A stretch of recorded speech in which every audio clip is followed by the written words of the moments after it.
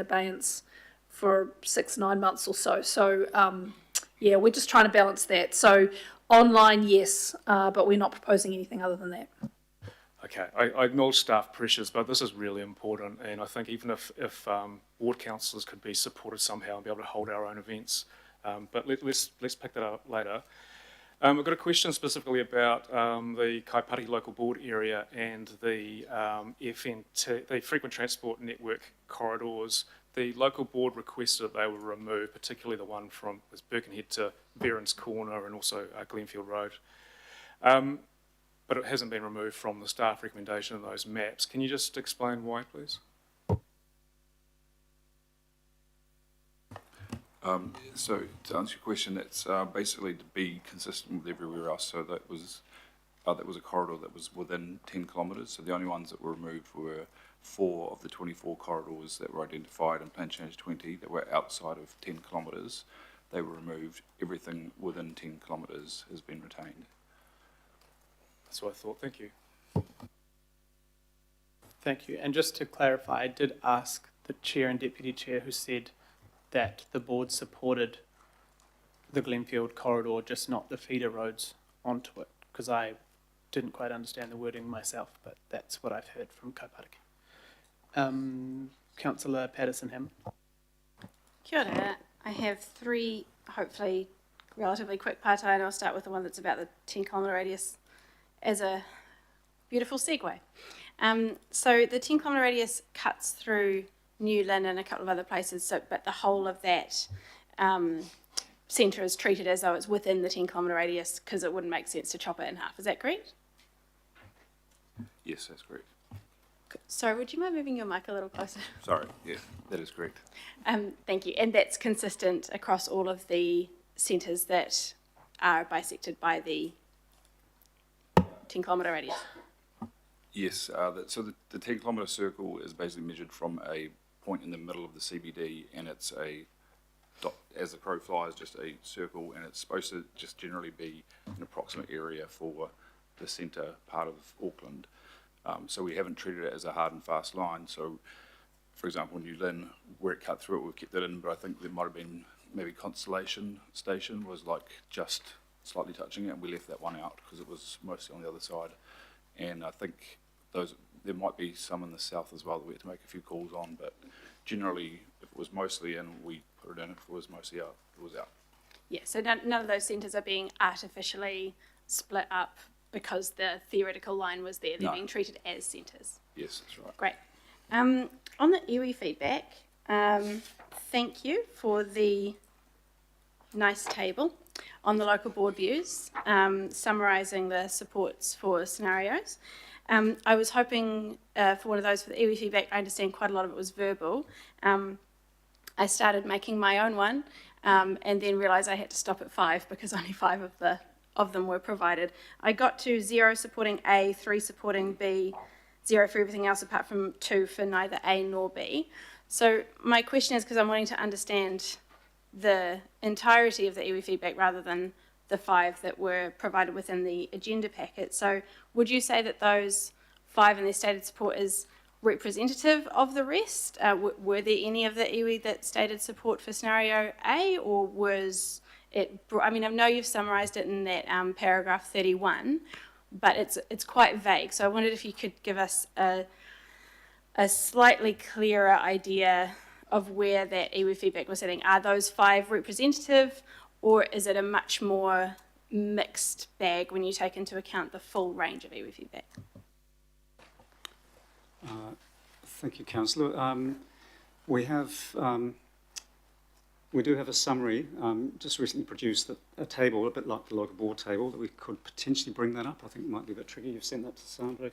But look, our analysis is one, iwi had some partial support for A. 2, partially supporting or supporting B. 1 supporting B with some enhancements or some additional intensification, additional development allowed for. None for C and D. And then 3 that are in categories of not stated or no preference. So that's, there's not as clear cut a sort of grouping as with the local boards. Matt Gouge here is our lead in terms of iwi engagement on this and other projects, has looked at the feedback really carefully and was involved in all of the engagements. So any other specific questions? Does that, so I've got the statistical kind of breakdown. The general feeling as stated in the report is there's a sense of more of a B or an enhanced B rather than doing the minimum, as I mentioned before, and there's also a sense of sticking with PC 120 as it is without any changes is not, there wasn't particular support for that either. Yeah, that was my interpretation based on the feedback that we were provided and based on the summary in the paragraphs 31 and 32. But I wanted to sense check that because it is quite vague, the phrasing in paragraph 31. So if you're confirming that I do have the right sense of that, then that has answered that question. And I just have one more, if that's okay. So the report only gives the housing affordability projections for scenario B and for PC 120, being 3 to 5% and 5 to 8% respectively. Could you confirm the scenario A number for me for that, just so that we have it? I know it was in a previous report, but just confirming nothing's changed from that previous report and just confirming what that number is. That's the capacity estimate for scenario A, Councillor.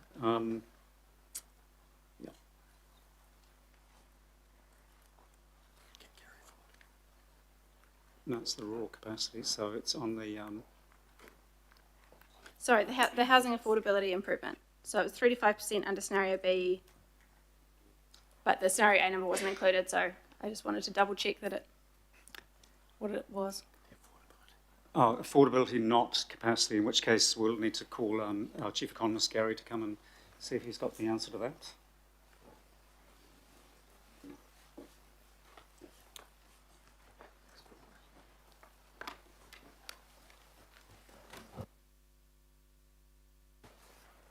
Kia ora, Councillor, for the question through the Chair. We have a range of scenario A in terms of future house prices relative to a future where no change was made to the operative plan, and it was in the vicinity of 1 to 3% lower than otherwise. So hopefully that gives you some context compared to where scenario B or plan change 120 sit. Thank you. It does, thank you. And that is the number that you've provided in the past. I just wanted to double check because the scenario B number was included and the scenario A number wasn't. I just wanted to double check that we were still in the same metric. So thanks for that confirmation. Kia ora. Thank you, Councillor. Councillor Newman. Good afternoon. Can I just check, and thank you for the discussions that have taken place to date. In Table 2, the recommendations, and I support the Table 2 recommendations, where the wording in the Table 2 recommendation is not absolutely consistent with the map, does the wording in the recommendations at Table 2, that's going to take priority?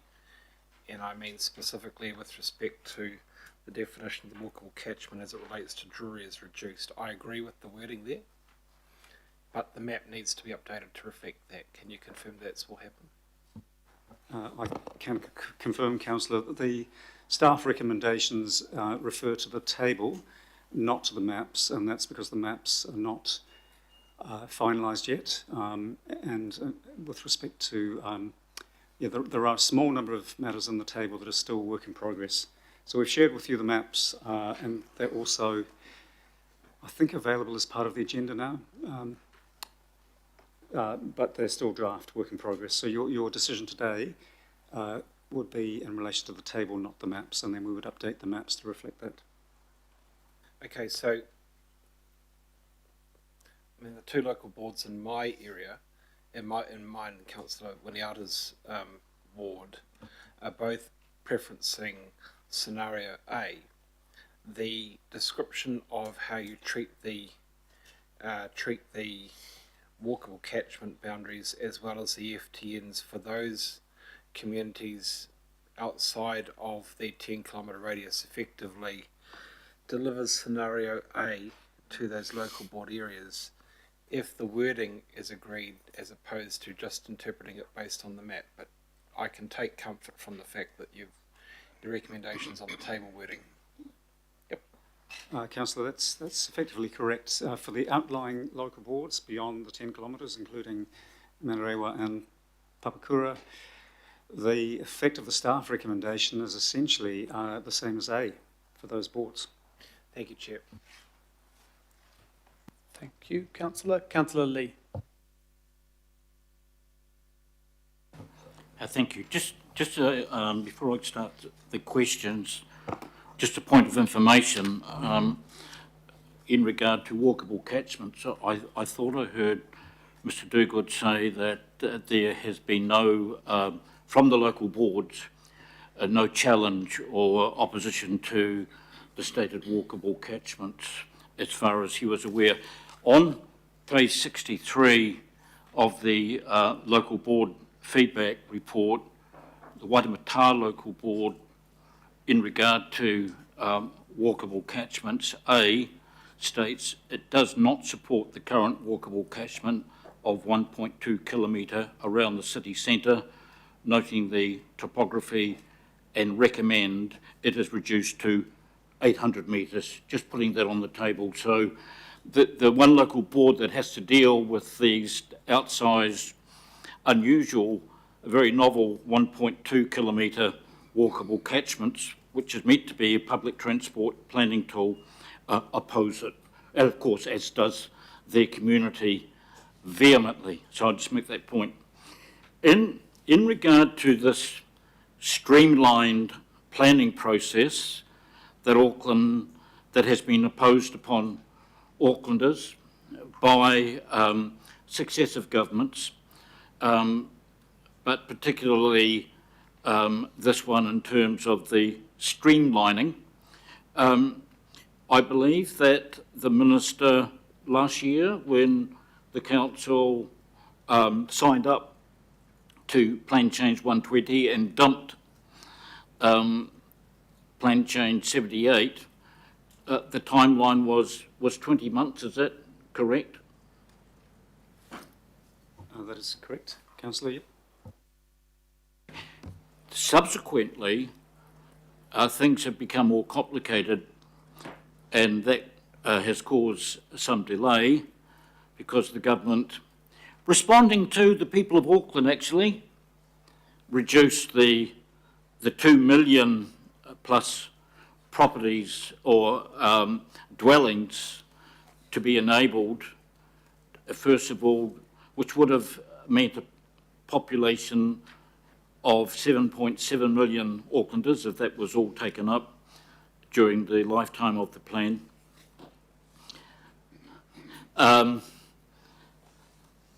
Theoretical lifetime of the plan, down to 1.6 million, and then after further pushback from Aucklanders, down to 1.4 million. Yet the 20-month, and that obviously has caused complexity, A, for Aucklanders trying to get their head around the implications of this, and our staff having to reconfigure the number of dwellings and where these would be upzoned or downzoned, as the case may be. Did the council ask at any stage for an extension of that 20-month deadline to enable, to take into, realistically take into account slippage that may occur? Through the chair, when the Minister announced that there would be these changes or this opportunity, it was discussed both at a political level and a staff level about the timeframes and whether there needed to be additional time, but the Minister was not prepared to do that. So yes, it was discussed, but there was no change provided by the Minister. Okay, I did ask whether we actually formally asked the Minister rather than just discuss it. I'm not sure that, I don't recall that we formally wrote it down, for example, like in a letter, but it was discussed. Yeah. Just a final thing, and it does relate I guess, back to, we're talking about the Waitemata area, which I represent, the walkable catchments and so on. There is a circle around the inner city, the harbour, I guess, of 10 kilometres, which is also, which I see has persisted in, in the choice of scenarios. Is it to support this, which is novel and controversial, and given Plan Change 120 is part of the Resource Management Act, no other act, the Resource Management Act, that's the law of the land. Is there any Section 32 analysis to justify this perfect circle? Because I don't think it needs a Bachelor of Urban Planning to draw a compass circle. That could have been drawn by the sales manager of Bailey's or someone, and probably was. But anyway, is there a Section 32 analysis to justify that circle? Through the chair, there is no requirement at this stage to produce a Section 32. However, there is a requirement to produce expert evidence, planning, and other evidence at the hearings. So, but in terms of the rationale for the 10 kilometres, as you've heard before, that inner 10 kilometres is the most accessible part of the region. The high number of employment opportunities and education opportunities in the city centre, the concentration of the rail network and many of the bus routes in the city centre means that it is, broadly speaking, the most accessible part of the region at a broad level. But effectively what the 10 kilometres does is two things, and this is the distinction between A and B, one of the big distinctions in between the staff recommended approach. It enables a consistent approach to the 10 and the 15-storey heights along all of the rail lines, not just the western line. So it has a more balanced, even approach to the way that intensification is enabled. That's effectively what the 10 kilometres does, one of the big things it does. It also introduces into the energy plan some opportunities for more housing development in the short term, ahead of any new plan review in the next few years' time, for development along some of the busiest, most frequent bus routes with the greatest accessibility, employment and education in terms of tertiary education in the region. So that's the broad rationale for it. But yes, there will be a requirement for Section 32 type analysis by way of expert evidence at the hearings. Just to confirm, you have come to the conclusion that there is an exact circle around Auckland, in Auckland, whereas inside that circle, developments of a major scale can take place, including extraordinary high buildings and over special character areas and so on. You don't have a Section 32 analysis, but you'll have that or something like that, but you've already made your decision without that evidence. Is that the case? That's not the case, Councillor. What I'm saying is that, well, if we take the reference to the heights are broadly specified in the NPS urban development, so they are a mandatory element. The 6 stories that's required around all of the walkable catchments, that is mandatory. The 10 and the 15 stories around the western rail stations, that is mandatory.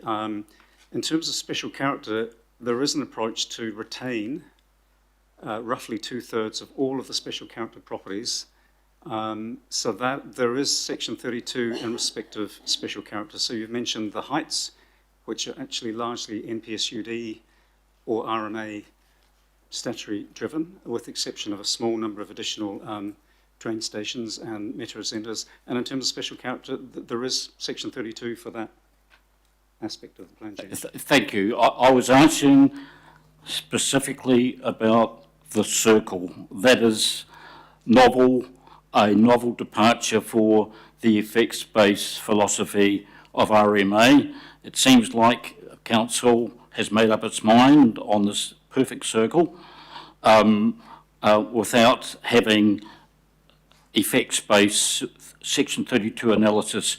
In regard to special character areas, I can just, again, if I could just remind Mr Duguid, 2/3 of the St Mary's Bay special character areas, the oldest part of Auckland, is to be destroyed, potentially destroyed by this plan. So I'll make that point. Thank you. Thank you, Councillor Lee. Councillor Watson. You may have covered it, but just a bit of guidance with what the local boards can do now. Some of them have put in reasonably detailed feedback and raised a number of specific points, and I think of the Hibiscus and Bays board, for instance, who talks about the consequences for Browns Bay in being, labelled as a town centre, and I think then Ryan talked about what the consistent planning regime that comes as a consequence. And they reference the fact how during those floods, Browns Bay was flooded. That was right, and in fact they were fortunate that it wasn't a high tide. It would have been a lot worse. So they and other local boards have raised specific issues. What is the pathway open to them now to pursue that, given that we're not responding through this process today? Councillor, the normal process for any plan changes, once the submissions are completed and summarised, we present that to the relevant local board. In this case, it would be virtually all of the local boards, certainly in the urban area, and give them the opportunity to pass further resolutions. I suspect for many of the boards, if the committee agrees with the staff recommendation today and the boards feel that their points haven't been addressed, then they would be able to confirm that after seeing the submissions and present that to directly to the hearings panel. So they have the opportunity to speak directly to the hearings panel, as I say, rather than just relying on the resolutions as of the last couple of weeks. Staff will go back to the board, explain the summary of submissions to the board, and give the board the opportunity to either restate what's already said if the board feels it hasn't really achieved what it was seeking, or pass some other resolutions that they can then speak directly to the hearings panel off the back of those resolutions by delegating that to a spokesperson. Okay, great, thanks for that. One of the other specific questions I had, and again raised by a couple of local boards, goes to the request for strengthening good urban design outcomes. I'm wondering where that goes through this process, and I think of in Upper Harbour, I think they were advised that that this is something they could pursue, especially in light of what they've observed themselves out in their local board area with some pretty poor developments in terms of open space and greenery and just kind of general amenity level. What can they do with that, John, in this process?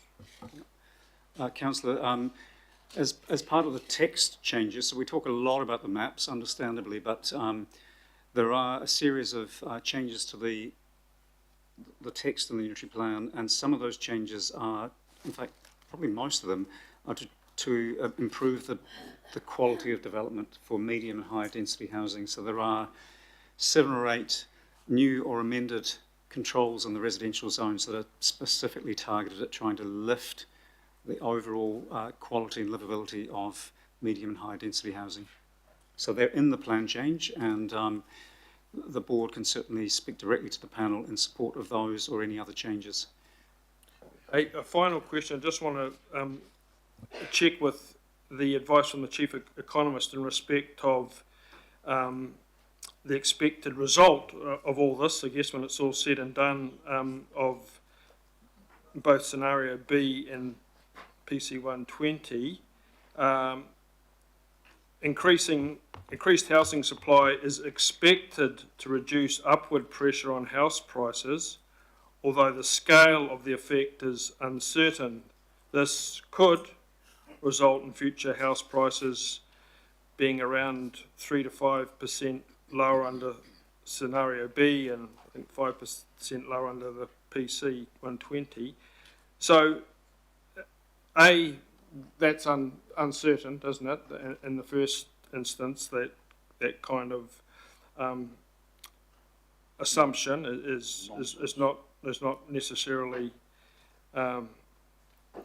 guaranteed, and if we and even if we did give it the benefit of the doubt here, that in terms of an average Auckland price house of 1.19 million, that would result at 3% in a reduction in price of about 35 grand. That would be all that would then result from this in respect of that average house price.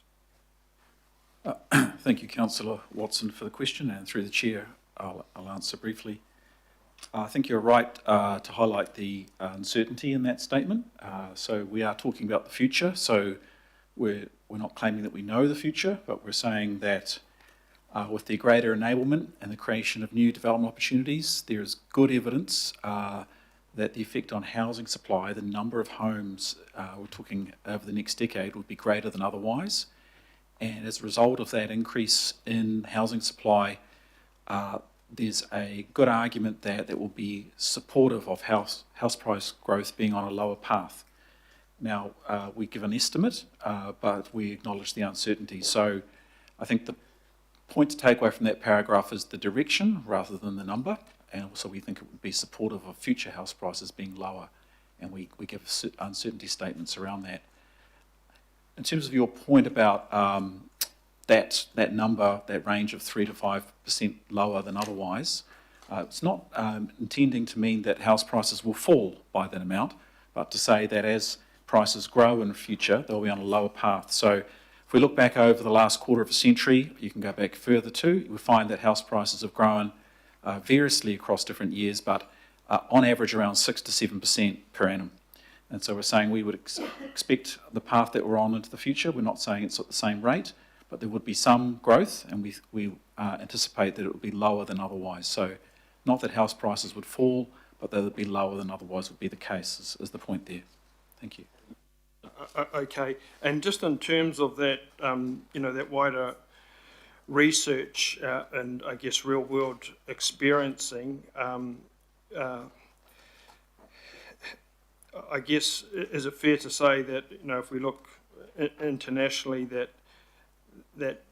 the notion of upzoning doesn't automatically produce more housing or more affordable housing in particular, and even with that, just the mere act of rezoning isn't sufficient on its own, i.e. there has to be policy components to generally ensure that better outcome in terms of especially more affordable housing.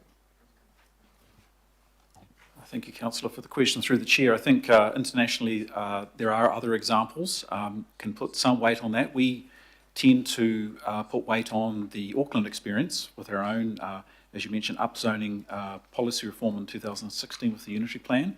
It does differ from some other overseas experiences in that it was widespread in a spatial sense. So, a lot of the residential area was upzoned, and so with that very widespread effect, there is very strong evidence that that has led to more dwellings being supplied in Auckland than otherwise have been the case, and the evidence is that that has been supportive of housing affordability as measured by rents, so rental affordability has improved materially as a result of that.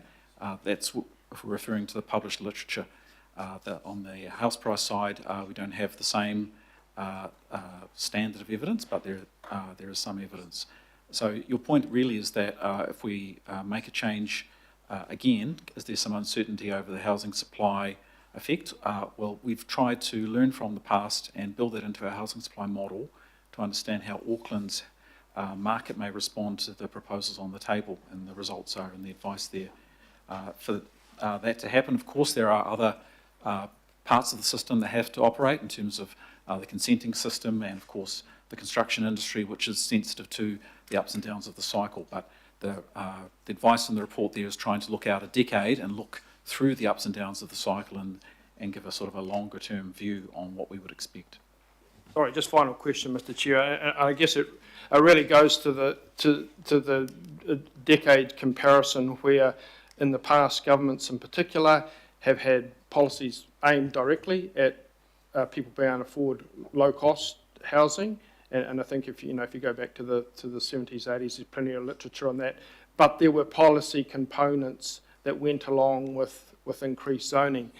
If those policy components aren't there, like the old, state advances loans or capitalisation on family benefit or whatnot, then in of itself, just merely rezoning the land at the very best is far more limited than would otherwise be the case. You can't live on a plane change. Oh, Councillor, thank you for the question through the chair. We're really focusing on what we can see with the data we've got access to, which is just prior to the unitary plan reform and since, and our modelling is based on the policy settings that have been in place since 2016. And again, we offer some figures there to give a sense of the scale, but the main message that we can take away is that enabling more capacity, particularly in higher demand locations, we would expect that with some confidence to be supportive of housing supply being able to respond to demand better, to deliver more homes in more central or high demand locations. Thank you. Thank you. Just two follow-on questions from that, and I guess the Northcote is an example. What you're kind of saying is, am I understanding it, that you might have a house which is common in Northcote, one over $1 million, but using that land for different typologies, now there are homes available. Yes, 2-3 bedrooms, maybe smaller than a large house, but at $500,000, $600,000, $700,000, $800,000. So it's not necessarily that particular house has gone down, but there are now different homes of different prices within that same catchment. Chair, yes, just to sort of respond to your question there, I think you're talking about the mechanism where we allow purchasers of homes, if they wish, to purchase a type of home that uses less land per dwelling, land being the expensive component. So when we have valuable land, if we give people the choice to use less land for their home, that can be taken up, and we've seen strong evidence under the unitary plan with the townhouse or terrace house typology has been taken up in locations where people can perhaps get a better location for their budget, which hasn't changed necessarily, or for their budget they can afford to buy into a home. And so it's really changing the cost structure for producing homes by allowing less land as part of the package of home and land. And just a question on Browns Bay, because it has come to me as well, and Councillor Short has asked me to follow up with the team working on the hazards. Obviously, Browns Bay scored highly as a town centre, so we can't avoid the town centre bit, but could you talk about how the flooding is addressed through there? Is there someone who can talk to that? It's just, yeah.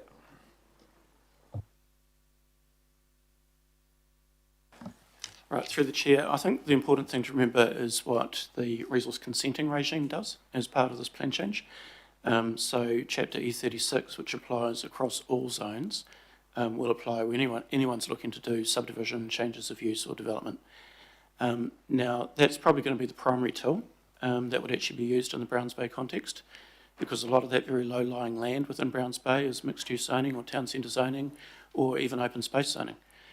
So it's through that chapter of the unitary plan and through the strengthened provisions in PC 120 that the outcomes will be met. We've only used the downzoning approach when it comes to residential land, and around Browns Bay the downzoning is actually not related to natural hazards. It tends to be more around the significant ecological areas which are on the northern side of Browns Bay itself. Thank you. And so would you say the E36 would be the strongest tools we've ever had to deal with this, despite the zone? Even if it's a really tall zone, we are using controls that are stronger than we've ever had. That's right, yep. So E36 allows for that site-specific context to be taken into account, bringing through the experts that relate to whether it's flooding or coastal inundation, and then looking at the actual design of what's been proposed on the property and what the mitigations might be that a landowner is looking to do in order to actually manage that risk. So that's a very attuned approach compared to zoning. Thank you. Now, Councillor Fletcher, you're next, but if you don't mind, I might go to others before coming back to you. Is that okay? It was only my intention to do it on the second time around. Cool. Thank you so much. Councillor Short. Thank you, and thank you for asking more of my questions. So that's no, fantastic. But my question is also focusing, obviously, in the good old East Coast bays and the Mairangi Bay Town Centre. So Could you kind of explain what's happening in that space as well, just so I guess people online can also understand as well? Thank you, Councillor. So, under the notified version of PC 120, there is some additional six-storey intensification proposed around Mairangi Bay because it's classified as a local centre. Under scenario A, that was proposed to be removed and just go back to the unitary plan. Under scenario B, it was proposed to keep some additional intensification around Mairangi Bay. The staff recommendation is to remove that intensification around all local centres. So for Mairangi Bay, it would revert back to what's in the unitary plan already, which is some potential for development, but not as significant as the notified plan change. Beautiful, thank you. Thank you, Councillor Short. Hokuta Member Wilson. Kia ora, I'm just amazed at the amount of work that's been done in such a short period of time and in such detail. Look, my pātai relates to, John, I'm not sure if it's yourself or Matt, but in the papers there, the iwi authorities describe their feedback as preliminary and constrained by compressed timeframes. So two pātai really. Is there any further engagement planned? Because and the second question maybe for Matt is, in the engagement that you did have, was that fully expressed in terms of that there was not much time to be able to come to grips with what we now know, and if not on Haukura, I probably would have been in the same position as well. Was that expressed throughout those, and did that impact in terms of the feedback that was received? Because I know there's a small number that's been produced here. Can you answer those for me, please? Kia ora, Member Wilson. So in terms of your first pātai, further engagement, at this stage we're planning to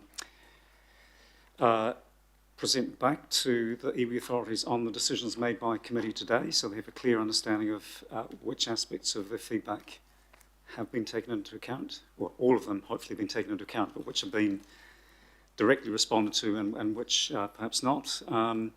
And in that forum, we'll also seek views as to what further engagement. So at this stage, there's nothing further planned beyond that, other than to report back on how the feedback was addressed by the committee, to make sure all of the iwi are clear on the next steps for submissions. We will certainly look to provide that summary of the submissions directly to all of the iwi so that they're well aware of that and can gear up for attendance at the hearings. But beyond that, it will be a matter of asking the question, what further support.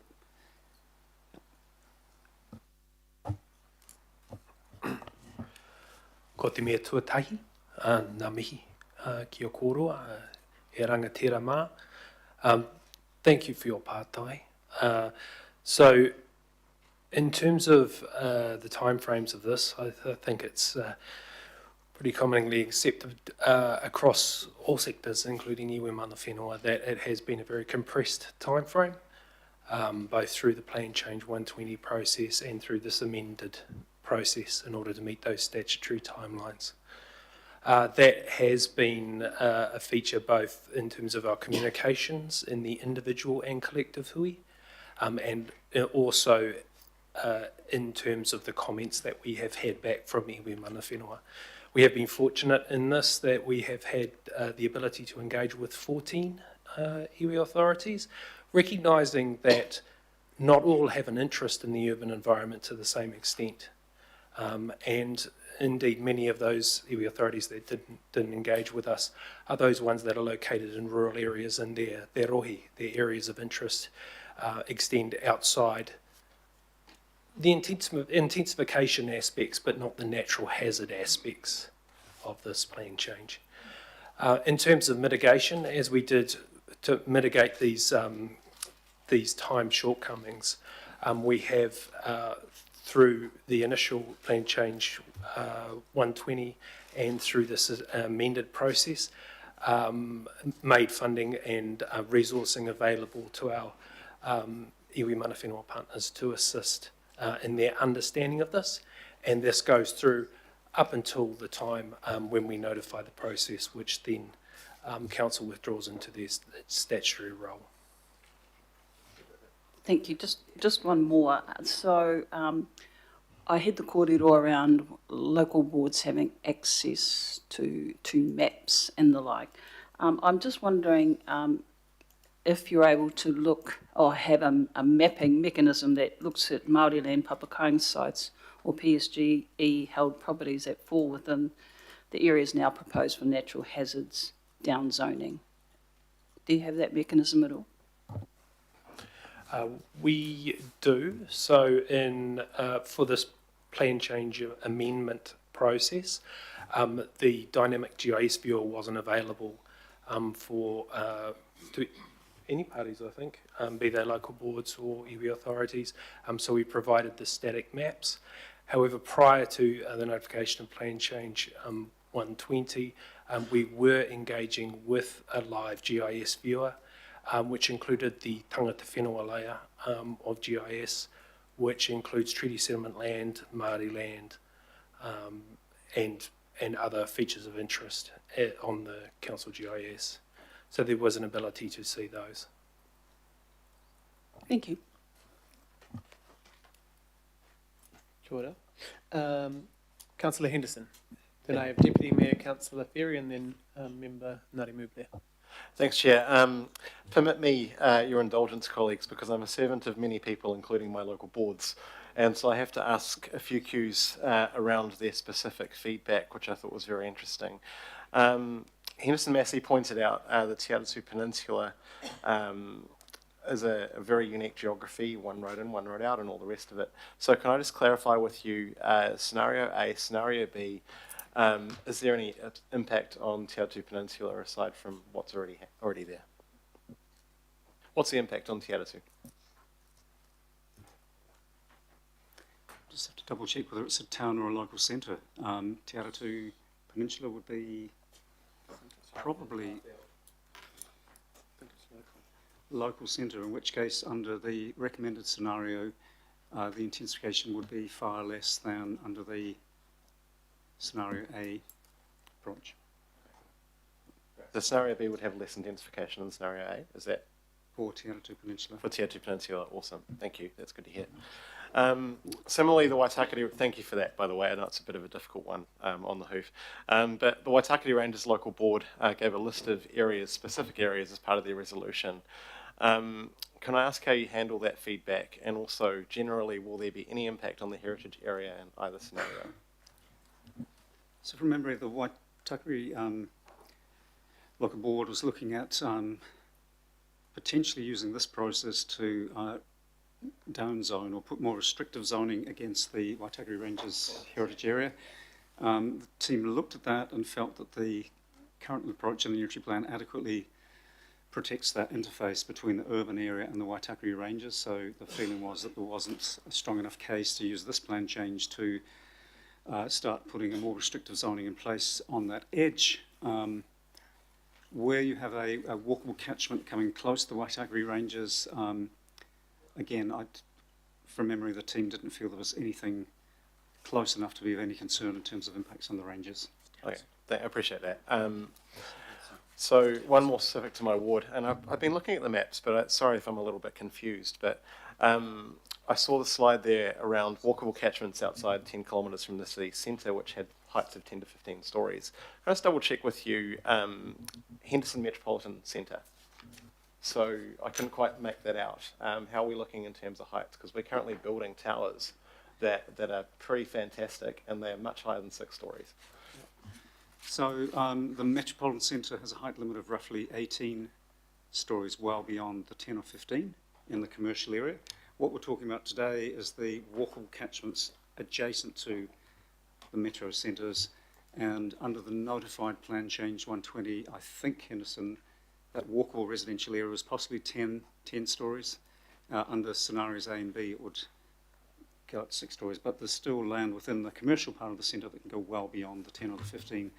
And Phil Reid here has just double-checked the Te Atatu question, and under A or B, or the staff recommended approach, because it's a town centre, not a local centre, it would retain its intensification as per Plan Change 120, so there would be no difference between A or the staff It's recommendation. the same. Yeah, okay, cool. So I apologies appreciate that. Thanks very much for checking that. The Devonport Takapuna Local Board had, I thought, a really valid concern around partial withdrawal, which is that they don't support partial withdrawal of the plan change, as this would remove the submission rights of persons who may still have views on the plan change more broadly. What is the view of officers about that concern? The view is that that has to be balanced with the scale and complexity, time and cost for many other submitters, the council itself, in having a very wide open hearings process where all aspects of PC 120, including the notified version of the 2 million, would be up for debate, submissions, evidence. So in balancing the ability of some individuals who may find that the submission is no longer in scope and that lost opportunity at this point in time with that broader concern around the time, the cost, the complexity, the potential for a very different plan change to come back from the hearings panel. On balance, the recommendation is to lean towards the withdrawal in part. I will also say, as has been talked about, that this isn't the end of planning in Auckland. There will be other processes. As we have heard, there will be a requirement from government to produce a new plan sometime in the next few years, and those submitters who've missed out, that would certainly be an opportunity for them to progress their submission in the future. Thank you. And last one that I have prepared. There's been some discussion around special character already today, and can I just, so I really want to put a fine point on this because of the concerns. Is it true that no matter which option we select, around 77% of the sites currently protected will retain that special character protection? And is it also true that they are predominantly in the central city suburbs like Ponsonby, Herne Bay and Greyland? Councillor, the figure I had was slightly less than 77%. We'd have to check in with our heritage team again, but it is still well over half. I think I mentioned 2/3. It's probably somewhere between the 2/3 and the 77% would continue to have the protection under this plan change. And yes, those suburbs are predominantly in almost exclusively within the 10-kilometre area. They are in the inner suburbs and the lower suburbs of the North Shore. Cool. Thank you very much. Thanks, Chair. Thank you. And just to clarify, because I have had some questions from local boards, Councillor Henderson, the Te Aratū Peninsula already has a walkable catchment of 6 stories, far beyond the legal walkable catchment, all the way down Te Aratū Road to the motorway. That is not being added. That is a unitary plan. It's one of the widest fab zones in the whole city. And Te Aratū South has been removed under the proposal from having a walkable catchment. But some people hearing what we've just said might look at this and go, well, why is so much of Te Aratū Peninsula 6 stories? Well, it already was 10 years ago. Yeah. Right, Deputy Mayor. Thank you, John. Thank you. I had a couple of questions around the Ōrākei recommendations, but you've covered that in your intro. So I've got one question for you, Megan, and one for you, John. Because, of course, when we talk about intensification, the question is often about, do you have the infrastructure to support it? So is it true that compared to PC 120 and PC 78, the staff recommendation aligns more strongly with where we currently have infrastructure and where we have it planned? Yes. Great, thank you. I think that's really important. And John, another question for you. Is it true that your staff option gives the IHP more flexibility than, say, option A? And if that is indeed the case, why is that a good thing? Deputy Mayor, that is correct, that it does provide more flexibility for the panel if you were to endorse the staff recommendation. The scenario A is effectively the legal minimum, and it has a small buffer above the 1.4 million, whereas the recommended option has a bigger buffer. And what that means is that the panel are looking at submissions, for example, a submission saying that the walkable catchments are too wide, they're too expansive. If you take Waitemata, for example, if there's a submission and there are submissions saying 1.2 kilometres are too wide, if the panel supports that and feels that it should only be, say, 1 kilometre from the city centre, then they have to look at making up that lost capacity. And the closer the amendments that you endorse are to the 1.4 million, the less flexibility the panel has to look at where to, if it feels there's a good idea to reduce capacity in one location, well, they're going to have to start making that up elsewhere. So having a buffer, you set that as a principalist committee, and the closer you are to the legal minimum, the scenario A, the less flexibility the panel has to look at submissions to reduce walkable catchments, to have variations in walkable catchments, to reduce the intensification around town centres. So yes, that's correct. More flexibility, and that's why it would be a good thing to have that buffer. Thank you. I think that's a key point, Mr. Chair. Thank you. Kia ora, Deputy Mayor. Thank you. Councillor Ferry. Kia ora. I've got 3 questions at this point. The first is to go back to what you talked about, the new approach on flooding. So obviously you've already covered the E36 rules, but I wondered if you could just explain a bit more the approach on the downzoning. So what's technically referred to as the 5% and the 1%, and what difference that creates for this amended proposal that is different from what we notified in Plan Change 120. Thank you. Okay, through the chair, I might start with the difference first. So we're looking at around about 19 to 20,000 plan-enabled capacity reduction from what we would have had should the qualifying matter of natural hazards not have been in play. We're looking at going from around about 1,000 or 2,000 plan-enabled capacity reduction from what we had in Plan Change 120, right up to that 19 to 20,000 now. So it is a significant change that has come from the additional downzoning that we've done. And that is almost exclusively related to the 1% and the 5% AEP changes that have occurred. So just to run through that again for everybody. So the 5% AEP, or the 1 in 20 year flooding, occurs in those locations that are, generally speaking, within areas of a 1 in 100 year floodplain or a 1% area. We're looking at the areas that are considered to be in the high or very high risk category that sit in turn within that 5% or 1 in 20 year flooding area. Those are properties that are considered to be at the greatest risk. They are also considered to be properties that have the least opportunity to be able to actually do the mitigations necessary to be able to manage the natural hazard risk.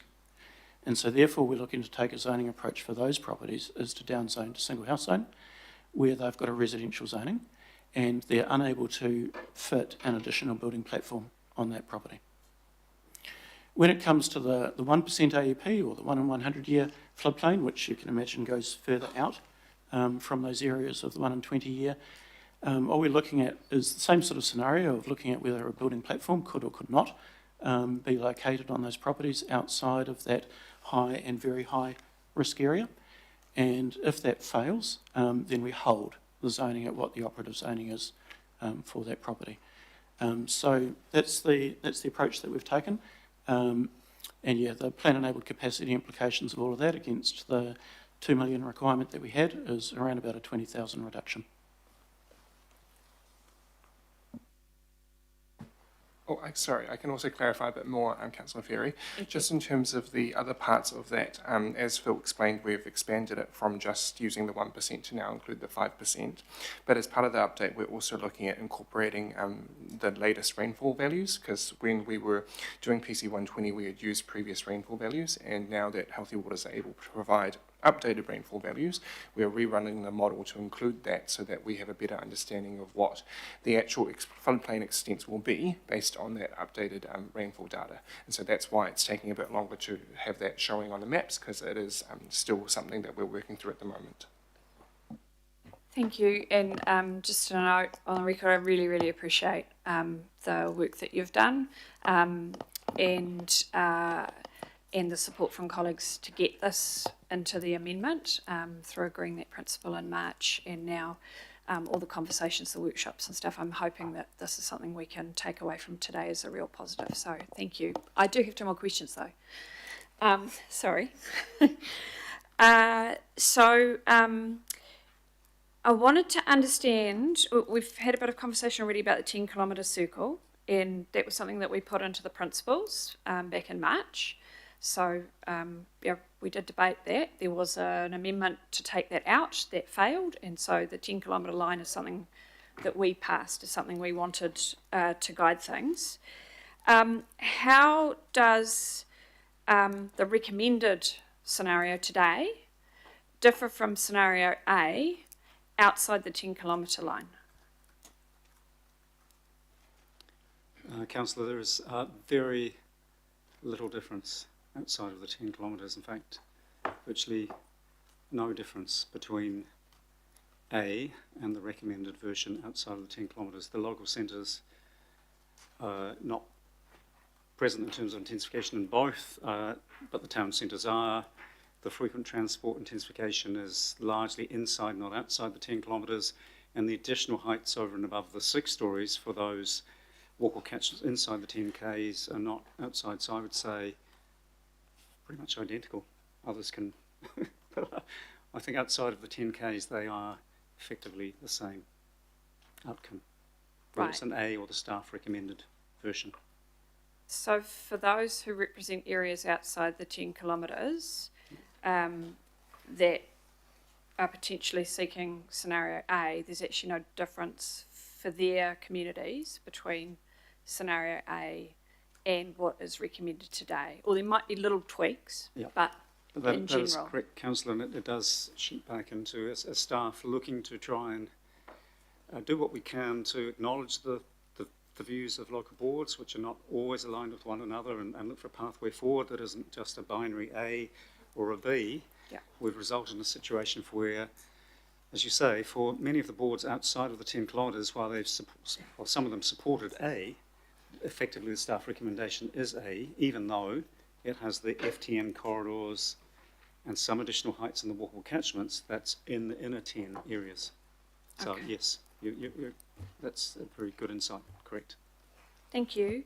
Now my final question is just around the special character area changes. I don't want to go into a bunch of detail about this, but one thing I've noticed through the conversations that we've had about special character in general is that, and it's a little bit tricky because a lot of my ward was covered by the light rail corridor in Plan Change 78. So I can't make direct comparisons, but my sense is that for the areas outside that light rail corridor, a lot of the special character areas that are proposed to not retain that overlay, that actually happened through the Plan Change 78 process as opposed to through this. We just didn't finish Plan Change 78. Is that, so for example, a council has raised an area, I've just been looking at it on Plan Change 78, and that's where the special character areas have been removed, not through this process. And we've just rolled that over. Yeah, Councillor, that's correct. The starting point going way back 5 or 6 years pre-COVID was to go out and assess from the street all 26,000 properties within the special character area. There was a scoring approach adopted that resulted in a proposed reduction in special character. That was included in Plan Change 78. There was some expert conferencing, there were some refinements made, and effectively that was the first approach. That's rolled into Plan Change 120. The only real difference is in 2 walkable catchments, Mangawhau Station and Kingsland Station, because of the RMA requirement now for the 10 and the 15 stories around those 2 stations and some specific requirements from government there, there has been a further reduction proposed in this plan change that wasn't in 78. So effectively it was 78 rolled into this plan change with some refinements based on expert conferencing, some unders and overs, but roughly the same, and then just a bit of a change for those 2, which is in Plan Change 120. Yeah, and we've had a lot of conversation about why those, the 5 named stations potentially have a different approach. That's clearly captured in the info sheets and things like that. And Kingsland and Mangawhau are actually in that light rail corridor, so it's difficult to do a direct comparison anyway. But so just to be clear then, that process with Plan Change 78, obviously we didn't get to the end of it in terms of adopting the topic stuff around special character. However, sorry Noel, making you get your steps in. That process around like the expert caucusing and things like that, you know, we've had a lot of, like for example, the Character Coalition, local groups concerned about character. Did they take part in that expert caucusing back in Plan Change 78, which is before my time around this table? So it was a while ago, so I'm relying on my memory. Through the expert conferencing, most parties presented their views and we worked it through. There was no such thing as a character coalition position. It was individual parties within the character coalition from memory. A large number of those groups we reached agreement with. Right. Some parties didn't attend expert conferencing, so there wasn't that opportunity. I would say that through the expert conferencing, we probably reached agreement with 70 to 80% of submissions on special character. Right. Putting aside the issue, those submitters that said retain it all or remove it all, there was no agreement there. Yeah. But in terms of site-specific areas, there was a large degree of agreement reached, and that was rolled in through Plan Change 120. Okay. So is it fair to say that what we've, with the exception of those walkable catchments for those train stations that we've talked about, because it's a different scenario, the law has changed, is it fair to say that what rolled over into Plan Change 120 reflected some agreement, not necessarily universal agreement, but a majority agreement from that Plan Change 78 process? That's correct, yes. Okay, amongst submitters, that's not obviously because we never voted on it, but amongst submitters. Yes, that's correct. For instance, there were no submitters really from the light rail corridor area. So. Yeah. Okay, but outside that corridor. Okay. Thank you very much. That's really helpful for me. Thanks. Thank you, Councillor, and thanks especially for your work on flooding. It's made a massive difference in our area as well. Last question before Councillor Fletcher, so we'll go to Councillor Turner. Thank you very much. Just some of my questions were answered by the chair, but just for my clarity, Te Atatu Peninsula, that housing development that's happened already and is still to happen, is part of the unitary plan and would not be affected by either A or B, correct? Councillor, if you wouldn't mind, we're going to bring that up on the screen and just really. I mean, it's one centre, one of many, but I think it's a good way to demonstrate what's happening here. And I think Te Atatu Peninsula does need a specific mention in light of the mistake we made before. So.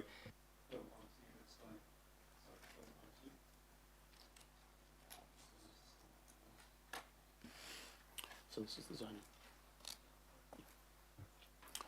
Okay, so yeah, for Te Atatu Peninsula, we've got town centre zoning where the cursor is at the moment.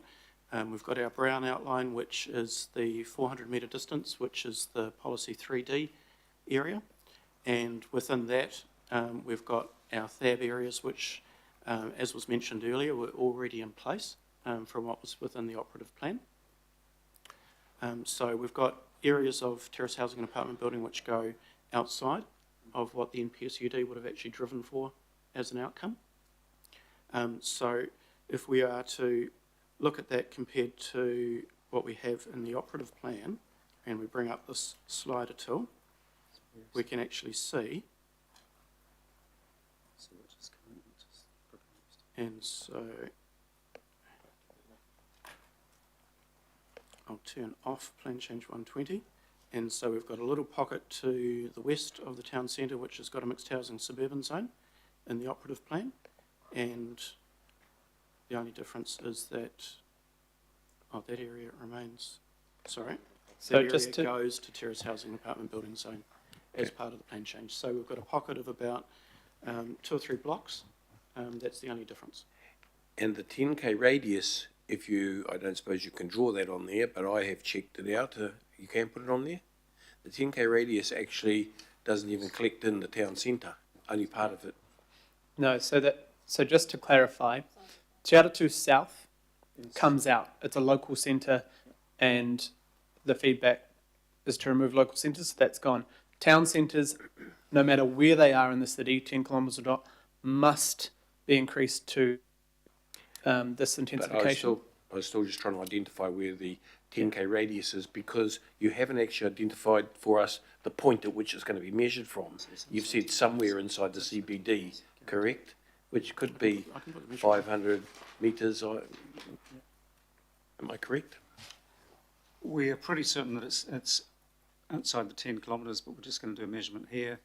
But in terms of the zoning in Te Aratu, it makes no difference under A or B or the recommended option.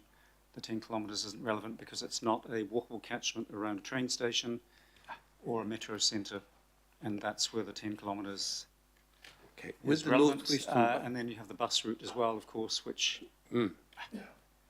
So the northwestern bus route, you're going to have a major station there at the junction there, basically at the bottom of Te Aratu Peninsula, that's going to be classified so that you can have a walkable catchment around that, which will affect South Te Aratu?